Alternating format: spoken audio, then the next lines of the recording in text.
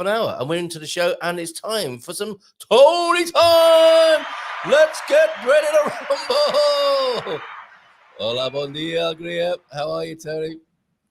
Bon dia. Hi, Mrs. M and Mr. M. We're here for How are you. you guys? We are so here. Do you know what? I quite like that bit of contrast there, Tony. That looks good like that, doesn't it? I think it shows us off in the best possible light like that. Or do we like it a little bit bluer? No, I think that darkness is good.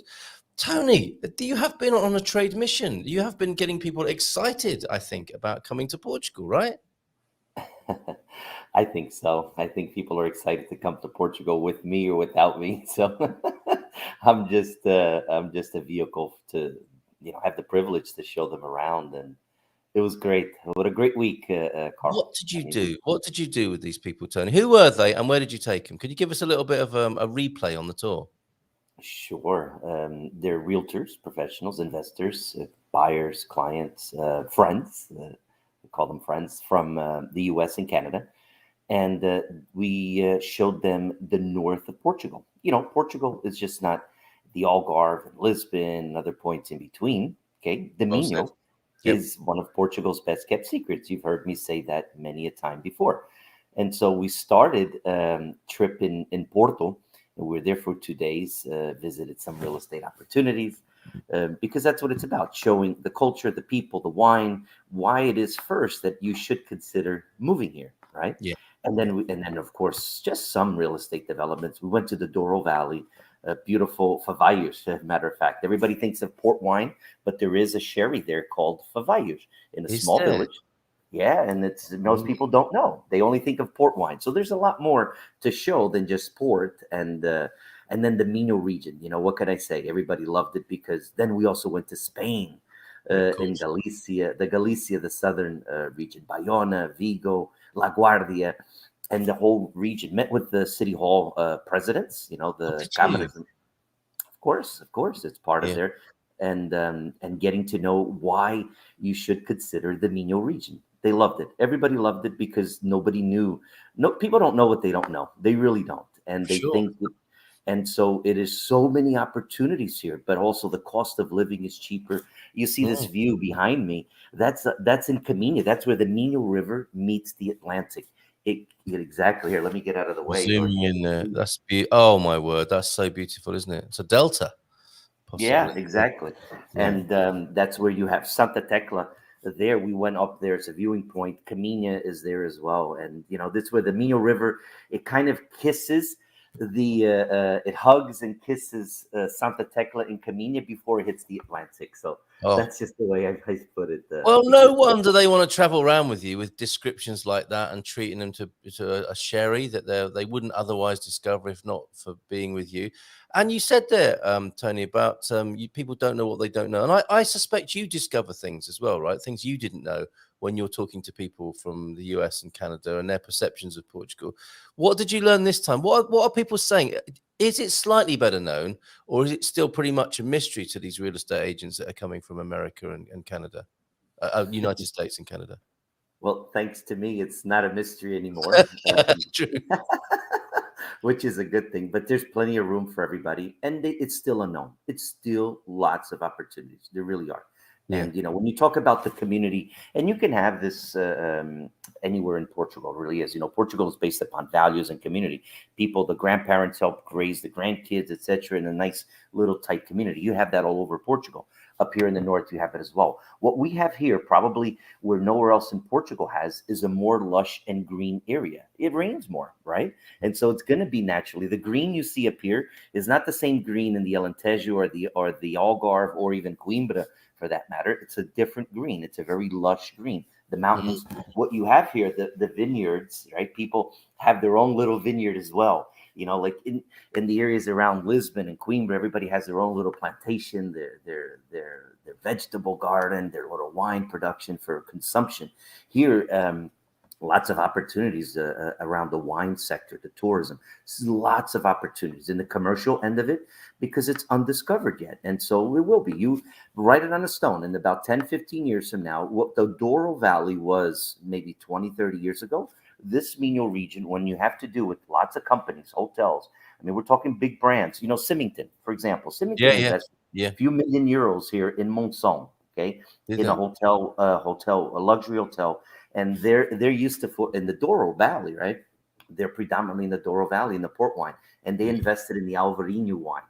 And so that's just to give you an idea. Among others, we're talking multi-million euro investments in this region along the hotel smart sector, money, ennotourism, etc., logistics, you know, senior care living, you know, in addition to housing, you know, so it's, and you know, again, it's one of Portugal's best kept secrets, and so that's where people, little by little, they're getting to know it. And you know, imagine, you know, like São Martinho do Porto, where you're at. I would say it was like the Algarve maybe 20, 30 years ago, right? Undiscovered, etc. Now the Algarve, now it's being discovered little by little. Well, up here, we're still a little bit behind, but people are discovering, thanks to me and a few other friends now, that they'll go back. And we're going to be planning doing a lot more here for this region. That's for sure, because it's one of those regions that needs to be promoted. And, you know, love to do it. It's my backyard. I'm very proud to call it home. And that's where I feel comfortable. And it's just like when you're going anywhere in the street, even I was with friends, you know, our realtors, showing them around, that anywhere you go from the whole Minho region, there's always somebody you run into from wherever, every current corner. And so it was phenomenal. Oh, I love it. Absolutely love it. Love me a cool cerveja com favaios. So the favaios sherry, that happens, that is as a chaser for a beer, or does it chucked in the beer? Like Portuguese sometimes like to chuck a martini into the beer, don't they? Do you drink it with or by the side of? I drink it alone. I try not to mix up the things. I know the martini with beer is pretty. I mean, you know, you got to have a sherry, you have a beer. I can have either one together, maybe not. But it is an appetizer. It could be an appetizer as well, more so than probably a after lunch. They even have a rosé spumante, you know, natural sparkling wine as well. So it's a great farm there. It's Quinta da Vessada. It's in Favaios. They do a traditional. They bring out like the soup in this big traditional pot, iron cast. And the lunch. I mean, it's a beautiful farm to visit. And Favaios is the name of the town, and they come together as a like a cooperation, right? Like a wine. The cooperatives, or the And so what they do, each single plantation owner would take care of its own grapes. Some are bigger than others, but they do it as a collectiveness, and then they sell the brand, you know, or the Favaios brand. It's only found there. And it's just like I said, there's a lot more to the Douro Valley than just the port wine, and people don't know what they don't know. And so we tried the port tonic. That's something that everybody discovered. Yes. Like, whoa, that's something. You know what, Carl? Everybody loves their gin tonic, but when I got him to try the Porto tonic, I said, Tony, what is this? This is good stuff. It's a lot easier, you know. So for sure. You sounds like you looked after them brilliantly. I think Mrs. M wants to ask you about that. No, actually, I just wanted to say, like, we don't really have the tradition of putting a spirit in beer, do we? But when I lived in France, Tony, they had this lovely sort of orangey liqueur called Picon, which would be put in the Pression, like the Imperial.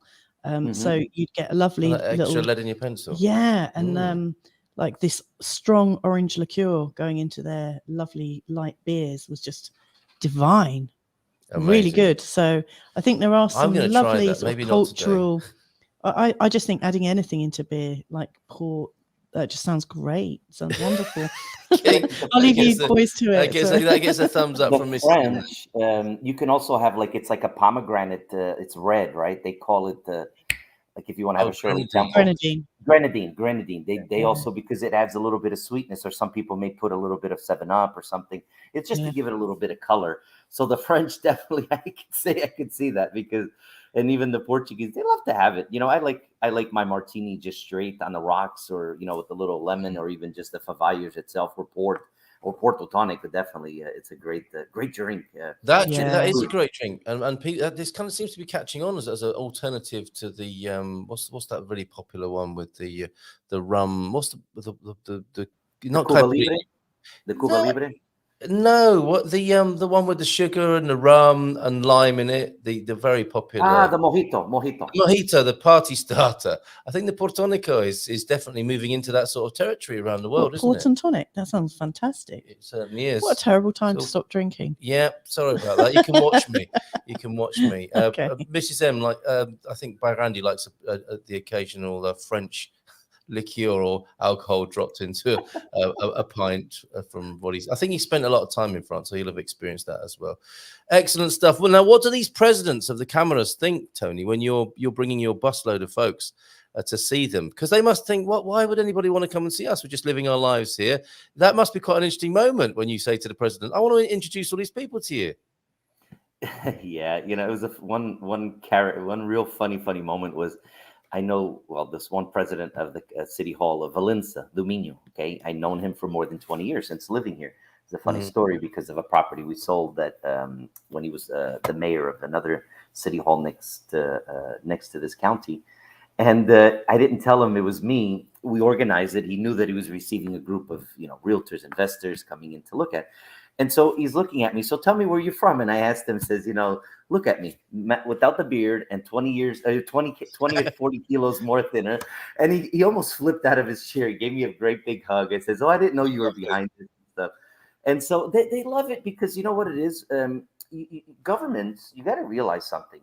There's not enough money to go around. And we even talked about creating low cost housing, okay, for the Portuguese, okay, investments, okay, where the city halls, they have the land, they have older buildings, where we can get the private investors to do it and build to rent. So you have affordable rents, not necessarily for people for housing, right? Not necessarily people buying, where people can buy those, and maybe putting limits on there for 15 years, not being able to sell or something like that, where it goes into affordable housing. Yes, you have a minimum return, 5 or 6%, but it's steady.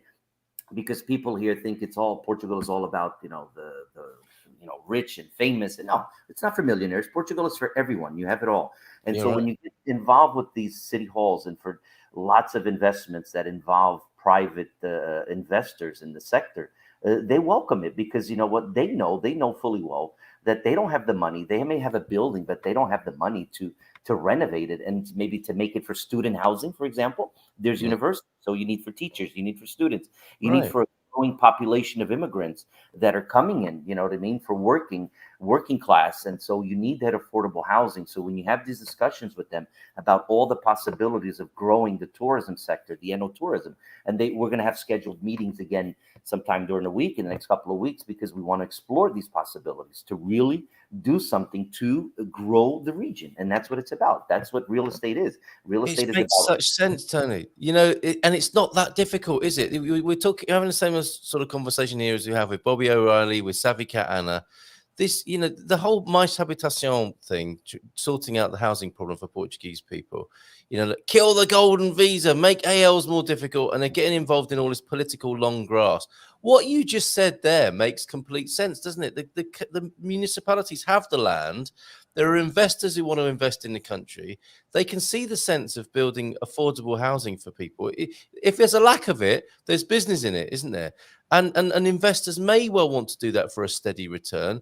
And all the conditions are right for doing it. And the only thing that seems to be missing with that is the vision and will for doing it. So you're breaking down that barrier, are you? And getting this sort of this vision into the local cameras. And are they up for it? Yeah, absolutely. And when you talk about the AL licenses, there's not one president of the city hall up here where that role, that responsibility is passed on to the city hall. And there's not one president of a city hall that would say, you know what, we welcome the AL licenses. We want people to come here. You got to think of this is an issue for over 30, 40 years, Carl. And I've been saying it all along that, it's not a problem now that there's shortage of housing in Lisbon and Porto. Why? Everybody's leaving the interior villages. If you come to the interior parts of Portugal, there's still a lot of space, a lot of land, a lot of things to do, right? Of course, Lisbon and Porto and the bigger cities, there's not enough room probably for everybody that if they want to go there, but not everybody wants to live there or invest, And when you have small investors that are they care about what's going on in the world where they have a modest return. I mean, let's face it, we're living in a capitalist world. Don't take me by nobody is Mother Teresa. Everybody's putting your money there and your investment there, right? Okay, and so they're putting their investment there, but they want a simple return, steady return, where they can get, you know, a 6% return instead of Yes. doing, you know, buying it. You know, because if somebody has to buy the land, they have to pay full premium price, a developer, correct? If they have Yeah. these partnerships with the city halls where they put a mandate on there for 15 years, okay, nobody could sell them. It's going to be, and it has to be for lower income or lower income housing, and you got to meet certain criteria, because you know, Yes. just have that affordable rentals, and there is a market for that, and there's a market for so much more. And when you have the support from the city hall, the mayors, you know, they look at it like, this is not Lisbon or Porto or bigger cities. We're talking about small cities that have maybe 10,000 people, you know, Yeah. 8,000 people, and so making a difference. And when you have an influx of people moving in, immigrants, you know, from Brazil, from India, Bangladesh, wherever, all over in the Right. world, right? They're moving in because the opportunities, because there's plenty of jobs available, and there's not low income housing. It's evidently they're not going to pay €1,000 a month for a luxury apartment. That just doesn't go, right? They're not even making that. So you got to have, you know, like a 1-bedroom apartment, something like around €275 or less than €300 a month. A 2-bedroom, you know, you set certain things. We were talking about all these opportunities, and really way to go, Yeah. because it's the only way. I mean, you know, for me, you know, I'm worried about my little backyard. You can't change the world, but I can change the world around me, as we Yes. always say, Well right? said.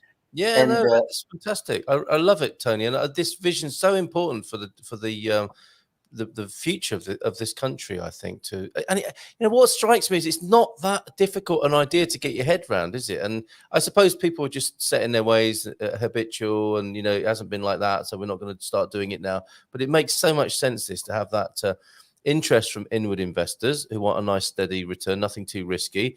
And there's clearly a need. There is so obviously a need. You know, the government were working on this idea, but perhaps from the wrong angle. There's very much a need for affordable housing all over Portugal. And with more people coming, they're not all golden visa investors, are there? There are people coming who want, like you say, who want to work here and need somewhere good value to live. absolutely, absolutely. You Yeah. know, there's so many. You know, this is a phenomenon, Carl. You know, when we think about like you know, other this, but if you think it's expensive here and what's going on in Portugal, we're not obsolete. What's going on in the rest of the world? You know, Mm. we're all interconnected. What happens here happened out elsewhere a while back. It's just not here. What happens is that right now Portugal is definitely on the maps. People are looking at it.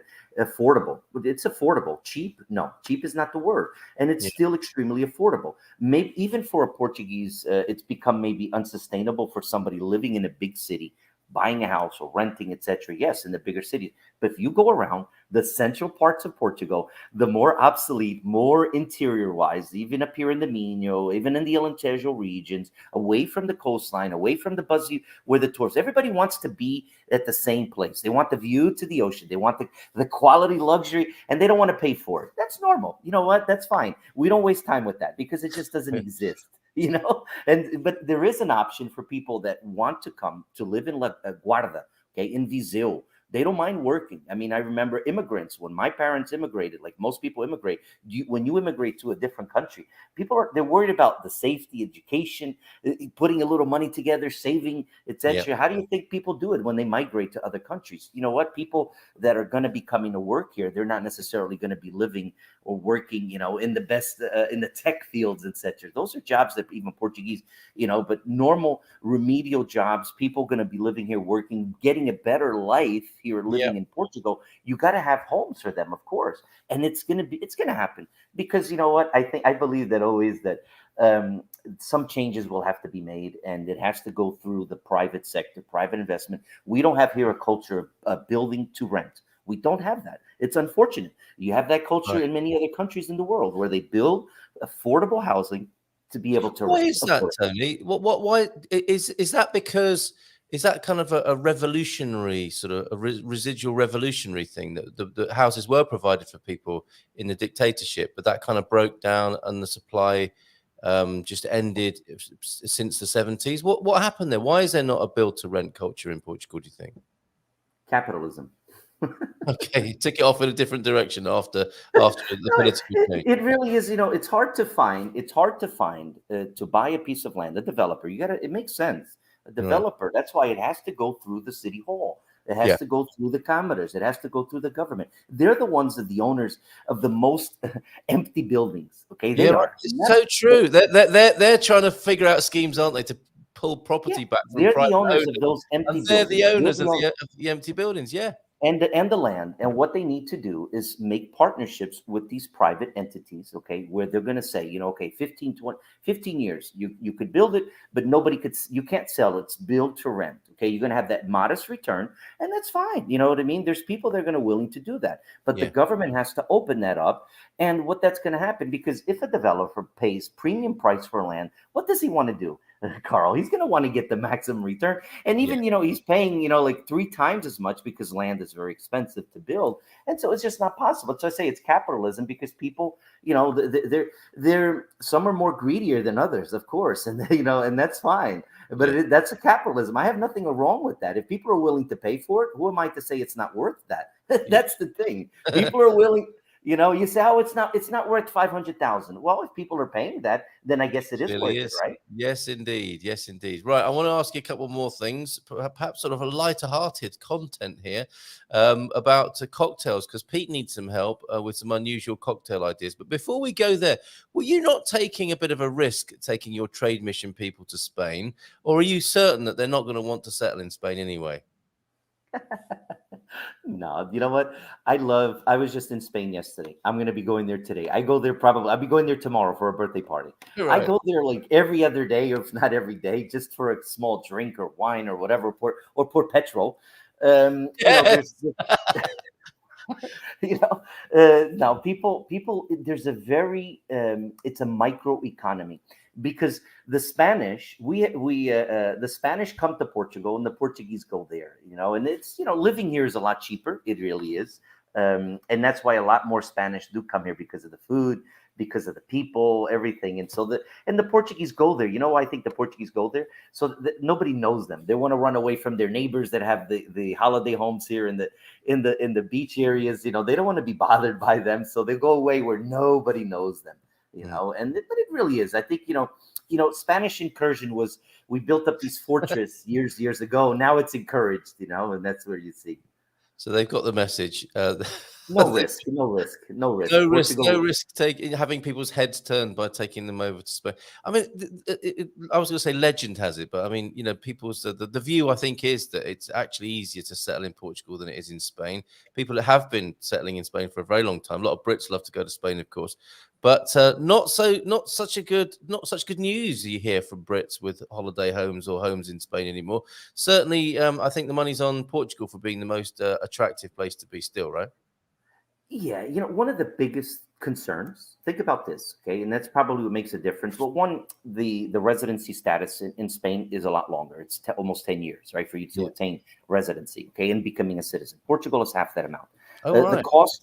The cost of living is a lot cheaper here, without a doubt. I mean, I go to, you know, I could pay for a cup of coffee here in Valencia do Minho, and I can go over for 80 cents, and I can go over to the nearby. I just have to cross a bridge a kilometer away, and that same cup of coffee costs €1.50, almost double, wow. Right? Yeah. Okay, so that's just things to start with. It's a different culture. One of the most important things, and I think this is probably where people realize, is the inheritance taxes. If we have high taxes here, they have high taxes, but we don't have an inheritance tax in Portugal. So a lot of people buying homes, you know, they think about where they're going to leave the homes to, and how much taxes are my children going to pay, or my grandchildren going to pay, you know. So inheritance tax is something to think about. If anything, that itself, and then you have, I think Spain really, although elections now were done a couple of weeks ago, and these things, they were really radical, where if you had the house empty, somebody can occupy it, right? There's actually a movement called ocupas, and that where they occupy the house, you can't get them out there. Here in Portugal, if somebody occupies your house, you'll be there. Hey, there's a shotgun pointed at your head. Get the hell out. You know what I mean? Forget about the police. Forget about the dog. You worry about me. You know what I mean? Like, yes. Okay. Well, no, I think that was probably enough to put people off Spain then. that little insight into things that are going over there. Before we say goodbye to you this morning, and before you pop off to Spain, It'd be nice if you share a few moments with João de Norte on the screen as fellow lovers of northern Portugal. But have we got any advice for Pete here, Tony? Enjoyed Tony time as ever this month. I am officially running the cocktail stand at the Orca Festa, which is over sort of Fundão way, central Portugal. First week in August. Put that in your diary, folks. I would appreciate any unusual cocktail suggestions, guys. Victoria straight in. Oh, a caipirinha, she says, or a cachaça. And a clara, apparently, is a great summertime libation. Equal parts lemonade and beer. That's a shandy, isn't it? About 2% alcohol. That's a nice thirst quencher. Probably not a cocktail in the way that Pete's talking about. Oh, you've also got the tango for us, the grenadine in beer, a lovely seaside at sunset. What's your favorite cocktail, Tony? Now Porto tonic, really. Oh yeah, okay, all right. So that's what you would go in with. Definitely. Yeah. Tell us how to make the perfect one of those. Then, what does Pete need to do? Which kind of port are you using in a Porto Tonico? The cheapest white. Use white. Okay, use white, Right. and you can add. What I would do is add berries. Like strawberries, blueberries. Wild berries, Oh, and very nice. mint. A leaf of mint tea, but smack it. You put the mint in your hand, and you have to smack it. Yes, to Okay, bring and then the fragrance out. Yeah, okay. Exactly, with mint, you got to have it, and then tonic, normal tonic, nothing elaborate. Believe me, the cheapest port that you could find for like €2 a bottle or something in a supermarket will work just fine. I would probably invest in a little more of a better tonic, like a premium tonic but even the normal one, it's the best, simple, and you won't go wrong. I saw there the clara. That's with the beer and a little bit of 7-Up, the lemonade. That's also very refreshing. Shandy, Like we the call that shandy. Yeah, shandy. All right, John's got a suggestion as well. So let's give him a nice big round of applause and bring him onto the screen. João de Norte. Hold on a minute. I need to sort me and Tony out. We've just been obscured by the graphics here. That's not a good condition to be in. Good morning to you, John. How are you? Good morning. Bom dia. Bon dia. Good to see you here. You had a suggestion as well, right? Yeah. Pam's, I think. What's yours? Well, this is one that Pam and Owen created just on a whim, but they both like port and Vinho Verde and 7-Up. So put the three together, and they think it's quite nice. Vinho Verde in the mix there as well. Very interesting. Yeah. Okay. All right. Thank you for that. I don't know what the portions are, but 7-Up or Sprite, port, and Vinho Verde. Well, you probably get a lot of fun, just trying the different proportions of that, don't you? No. The next one, let's have a little bit less Vinho Verde and a bit more port in that. Excellent. So there you go, Pete. We've got you started there. With your cocktail stand. You're going to be a very popular guy there. Yeah, and Gemini's saying that, Clara, it is a shandy. That's right. Before you go, Tony, look at this route that John has been on recently. You'll recognize a few places on here, right? I think you'll have been to each and every one of these. John, what's this? Is this a recent road trip you've been on? Yeah, this was this weekend with Bob and Viv. Yeah. So we wanted to explore a little bit with a Celtic ruin that we had read about that was up in Agarda on the northern side of the Minho. And so we decided to add a little lunch stop at just south of what's the name of it? Ancora, at a really nice seafood restaurant. Tony, you've probably been there. It's called Camarão. Oh, is this one you described as the best seafood restaurant you've been to? Actually, this one's better. Oh wow, okay, that's been knocked off its perch already. Wow, okay. Yeah, the other one is really good, and it's right on the coast, but it doesn't have a view. Right. This one is right on the coast. I don't know if you can pull it up there, Carl, to show the pictures, but it's Camarao, right near Ancora, and the pictures will explain the loveliness of it. So it's right on the coast with amazing views, with amazing seafood, and they open on most days for lunch from 12 to 3. And then, of course, do the normal dinner hour of 7 to whatever. So we had stopped there and made reservations for lunch. And a lot of places, are sort of you don't have that many people for lunch. But this is a place where you need to make a reservation for lunch on a weekday. Oh, no, actually, this was Sunday. But anyway, we were the first ones because we had a reservation for 4 at 12:30. And well, I guess there were a few other people, but by the time we were done with our meal, boy, it was just packed. It's an early start in Portugal. Yeah. Yeah, it just sounds like a fantastic Sunday afternoon. Do you know this place, Tony? The Camarão? Yeah. That's in Vila Prairâncora. That's in I Vila Prairâncora. don't know if you Goose barnacles. Goose barnacles. Yeah, you if have you the go to razor the Google, if you pull up the Google site, you'll see the outdoor setting as well. Okay. Well, I think this isn't what I'm familiar with. Oh my goodness!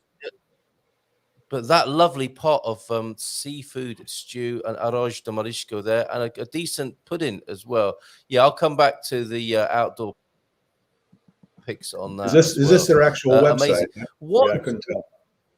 That's their TripAdvisor. It's always a bit risky going to TripAdvisor, isn't it? On this little circuit here, what else might have you suggested here, Tony? On this little road trip here, have they covered everything? Do you think this is your territory? Isn't it? You talked about your backyard, Tony. This really is you, isn't it? Viana do Castelo.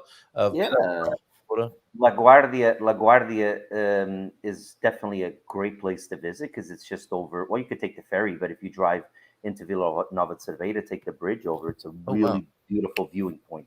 On a nice clear day, you could see as far as the Povo de Varzim, etc. It's a long coast of the Portuguese coastal. Really? And if you go, even if you go just a little further up to Bayona, it's a beautiful coast ride, or come back around. One of the places there definitely I would highlight is Moledo do Minho, which is a beautiful place. It's a beautiful beach. That's pretty much the view that you see here in Caminha. That's where the Pinhal do Camarido starts, right, with the forest. On the other side of the river is LaGuardia. And so that's the viewing point from Caminha, which is beautiful. One place definitely I would recommend to eat is one of the best restaurants, seafood. All they have is fish and seafood. They have no meat on the menu. And it's Tasca da Linda in Viana do Castelo. Right. It's a Michelin star restaurant. And so definitely, but value and price is there. And the service, it's exquisite. There's other small little places. We had lunch on Sunday with a friend of mine in Vila Nova de Cerveira, a nice seafood restaurant as well. So you have like a nice seafood dish. So there's so many great places. There really are, Carl. And John, I'm happy that you went and you discovered it because it is something really to see. It's really great. It's ongoing, isn't it? Tony, thank you so much. Best in my definition for seafood is one that meets my preferences as opposed to just the food and everything. So it has to have the right ambiance, the right view, the right price, with not being too expensive, as well as the food. So the Camarão, I thought, ticked off most of those because I could get lobster there, which is another one. That's a fourth one. And it had really terrific views and good service, and the prices were reasonable too. So that was good. And pleasant, friendly service. Excellent stuff. Right, Tony, thank you so much for being here. If you want to find Tony and have him help you in the north of Portugal, go to Infinite-Solutions. Have a great day. Always love our Tony time here. Cheers, Tony. Take care. And ciao for now. Cheers, mate.